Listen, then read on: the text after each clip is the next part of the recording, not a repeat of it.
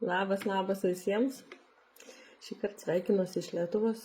Jau kelios dienos mes čia ir dar visas mėnesėlis į priekį laukia. Bet darbai nestoj ir toliau dirbam. Gal daugiau savaitgalį aš atsitraukiu nuo darbų, nes biškį pramogaujam irgi, ne? Bet savaitės dienom, nuo pirmadienio iki penktadienio, tai dirbu truputį lėtesniu ritmu, bet vis tiek aš čia į darbus įkritus. Gėlių prisimerkus, bet vis tiek darbuose. Tai va, tai tiesiog išlindau pasisveikinti, nes tikrai senai video jau nedariau, tiesiog tokiam ritme dabar vasarą gyvenam, kai nelabai spėju. Bet pilnai esu darbuose, kiek tai galiu daryti.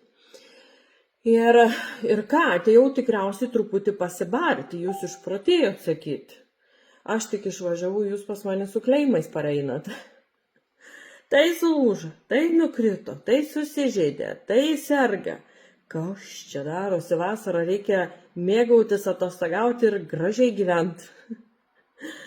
Per paskutinės 4 dienas, per paskutinės 4 dienas pradėjau 5 kleimus. 5. Išprotėjot. Tiesiog išprotėjot. Eisiu bartis tikrai. Mano vyrs juokė, sakė, nenori tavęs paleisti nuo darbų, tai duoda tau ką veikti. Bet iš tikrųjų, jeigu reikia, tai taip, aš kleimo metu padedu ir stengiuosi tą padaryti kiek įmanoma greičiau. Tai išsiųsti visus dokumentus į draudimą, jums paaiškinti, ko reikia, kad jūs atsiųstumėte, aš tada galiu persiųsti.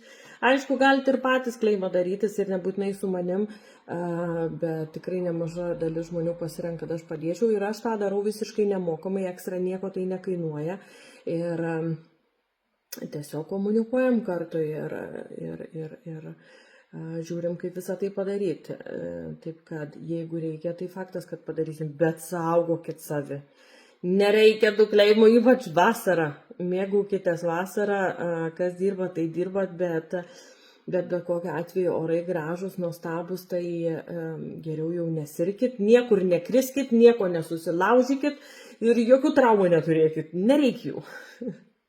Nenoriu, kad turėtumėt, nenoriu tų visų kleimų daryti. Aišku, jos daryti reikia ir jos padarom, bet nenoriu, nereikia. Ir jeigu darom, tai vadinasi kažkas nutiko negerai, skauda, nesmagu ir panašiai. Nereikia tokių dalykų. Mėgaukitės vasarą, mėgaukitės atostogom.